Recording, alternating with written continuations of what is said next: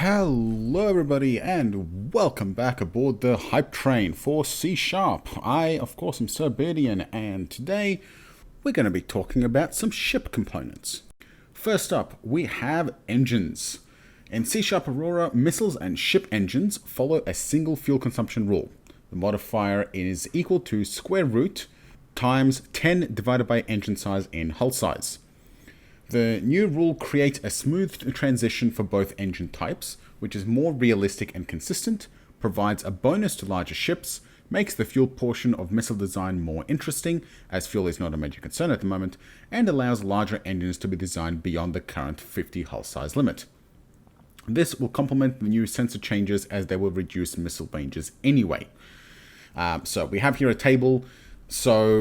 The fuel use for really small, so missile-sized engines, you can see is pretty significantly increased.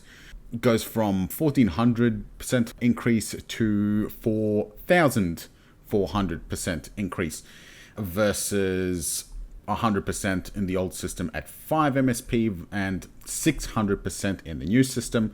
But you can see also that the fuel consumption rate doesn't actually become smaller until about the 15 hull size engine size, right? Where we get a switch from 85 and 82 and 90 and 100. However, down here we can see that it's still a little bit higher, so it gets higher again at the 60 hull size. So once it gets larger than the current max size. That means that, as you can see, engine size can now go up to about 400 hull size. And that is a pretty freaking big engine. So as a result of these changes, a new maximum engine size tech progression has been added.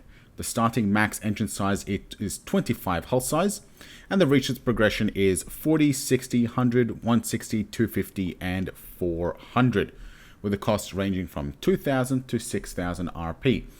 This is definitely going to be a bonus to very large ships that can afford these large engines, and it is also going to make a big change in having large ships be capable of having very large fuel-efficient engines.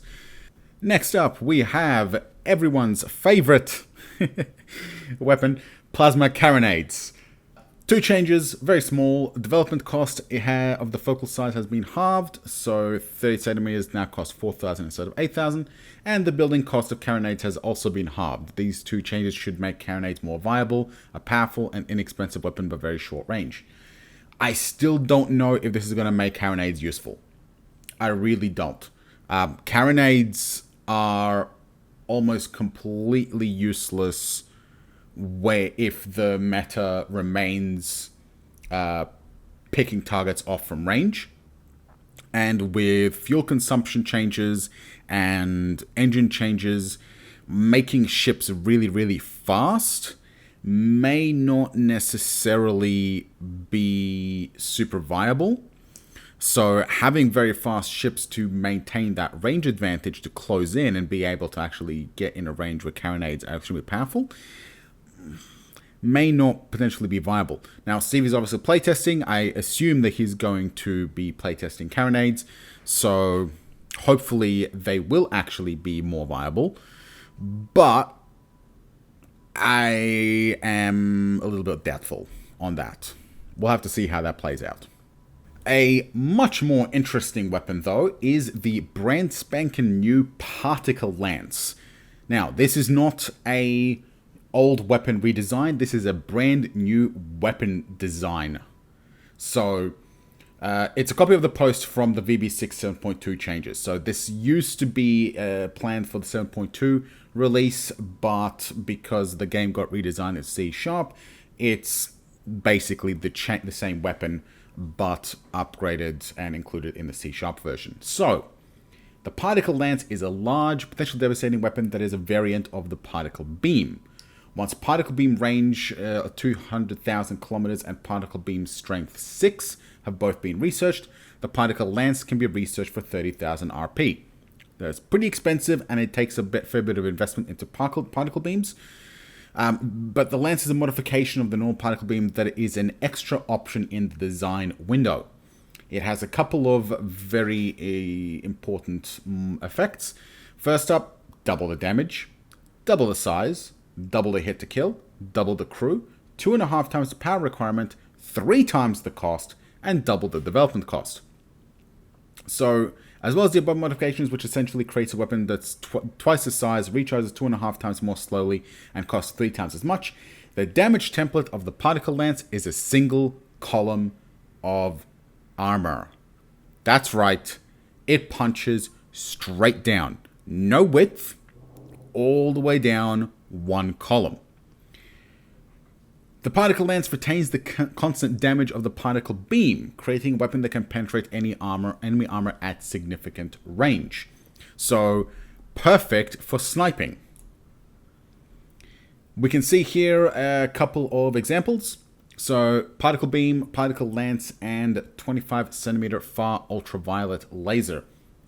So, we can see here that compared to the particle beam, the lance does double damage, has a fire rate of 38 versus 15 seconds. Now, 38 seconds, I don't know whether these 3 seconds here are going to be factored in, considering the game runs in 5-second ticks. I never noticed this, and this is a very, very curious little phenomenon. Do those 3 seconds matter, and how much? It might only be mathematically in terms of how much power it actually draws, but I mean, it draws 5 power, so we'll see. We'll see. Presumably, it might over or undercharge the power requirement. Max range is 240. Particle beam is 16. So 16 hull size, double size, double the hit to kill, which does make the ship a bit tougher. 38 versus 15 power requirement. 282 crew versus 94, and 48 versus 24.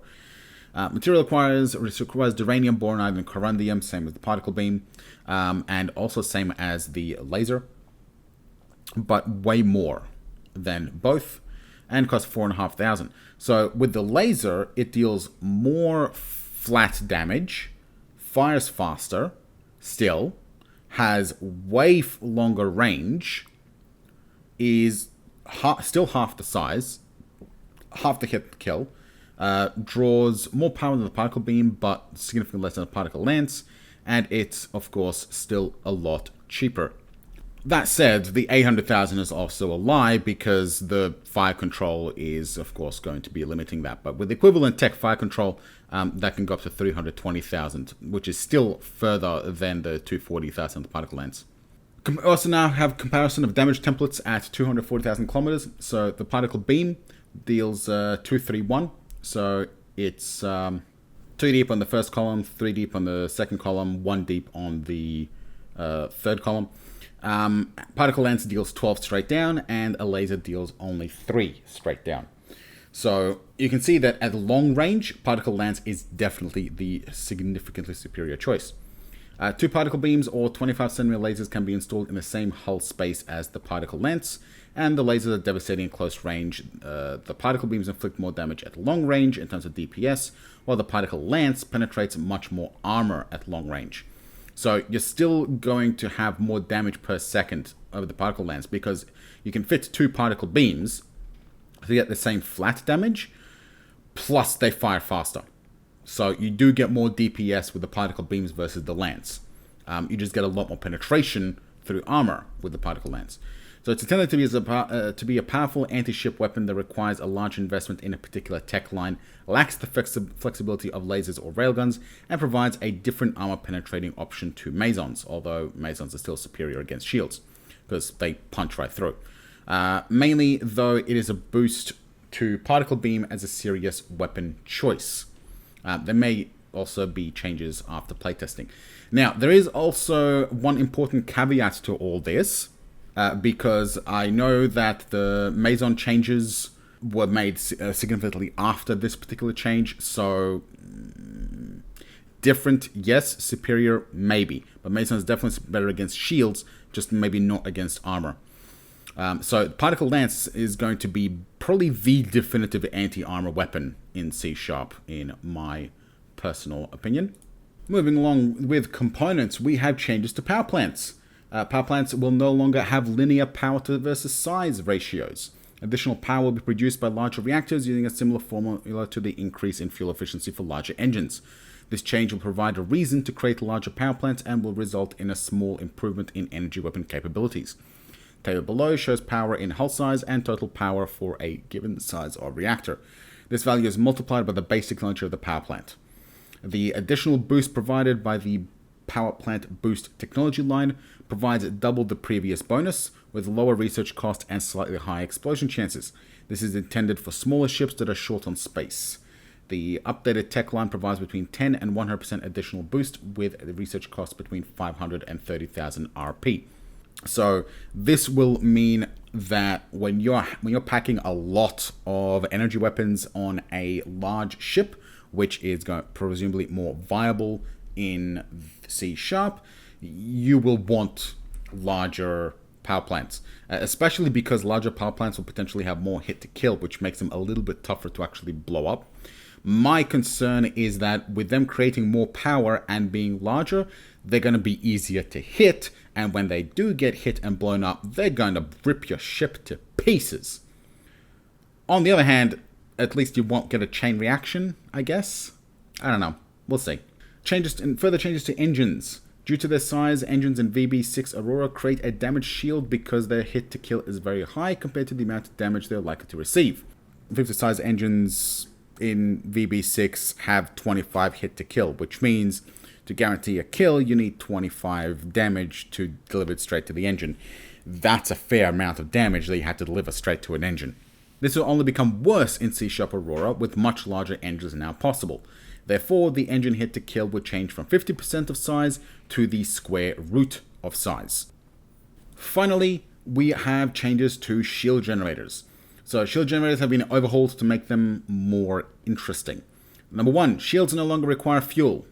Honestly, in VB6, they use so little fuel that it's just not even really a consideration. The only time fuel use is a consideration in VB6 is if you leave them on all the damn time. And honestly, if you do that, well, that's your own damn fault. Number two, shield generators can be created from 1 hull size to 50 hull size in size. This is kind of more in line with how absorption shields work, in that absorption shields, you have one and you just make it as big as you need to and just mount that, especially considering you can't mount multiples. But it looks like shield generators can be made in multiples as well. So you can have, for example, 2 25 hull size shields if you want, instead of 150. A new tech line has been added for maximum shield generator size. The starting tech is 10 hull size, and there are 7 further steps from 12 to 50, ranging between 2 and 120,000 RP. The strength of the shield generator is modified by its size using the formula square root of hull size divided by 10. This means that a 10 hull size generator will have a standard strength, a 1 hull size generator will have 32% of normal strength, and a 50 hull size generator will have 224% of normal strength. We'll have to have a look at some effectiveness curves there, but it should be more power efficient to add more space. Recharge rates remain as before, so a 10 hull size shield will recharge at the same rate as an equivalent tech VB6 shield generator. Larger generators will recharge more quickly. For example, a 40 hull size generator has 200% strength, so will take twice as long to fully recharge. More slowly, sorry. Hit to kill is the square root of the size, so it is easier to take out a single 50 hull size generator than 5 10 hull size generators. Cost of shields has been doubled, and the only mineral involved in building shields is corbamide. So in general, this means that shields become stronger than before, and larger ships have an advantage when using shield generators. However, they also cost more, require more investment in research, and are easier to destroy. So I went ahead and threw together a quick Excel sheet with some numbers. Now, assuming that we start with a strength of 5 per hull size, and that we retain the mechanism where the strength of the shield is multiplied by the base strength times hull size, and then the square root times hull size over 10 is a multiplier, as it says, then a strength 1 shield generator with a base strength of 5 or a size 1 shield generator with base strength of 5 will give you about 1.5 points of shield, whereas a 10 hull size one will give you 50 points of shield. A 25 hull size will give you a hair under 200 points of shield, whereas a size 50 will give you 560 shield points. Stacking 50 hull size worth, we find that, yes, it is significantly better to have the larger shield at pretty much every step of the way. So, for example, 50 hull size worth of single hull size shields will only give you 80 points of shield. You would need 14. You would need a size 14 shield generator to exceed that at 82.8. So, yeah, it is. If you want more shield points as overall shield, then you definitely want that larger shield. I haven't factored in the recharge rate because he does not really have the actual equation, so I can't count that. But it does look like it's definitely going to be a trade-off between shield quantity and how fast it regenerates. So I think shields are going to be very, very interesting in C#. I think they're definitely going to be very interesting, and we will have to see how that works out once we get our hands on the game. Alright, that is it for today. Join me tomorrow where we will continue covering the changes for C# Aurora every day this month until launch. Tomorrow we will be talking about the new sensor model, and if we have time, a little bit more about the new missile system. So keep an eye for that. I am very, very hyped. Down below, you will find links to the official Aurora Discord, Reddit, and forums, so feel free to hit up there if you like. Otherwise, I will see you next time.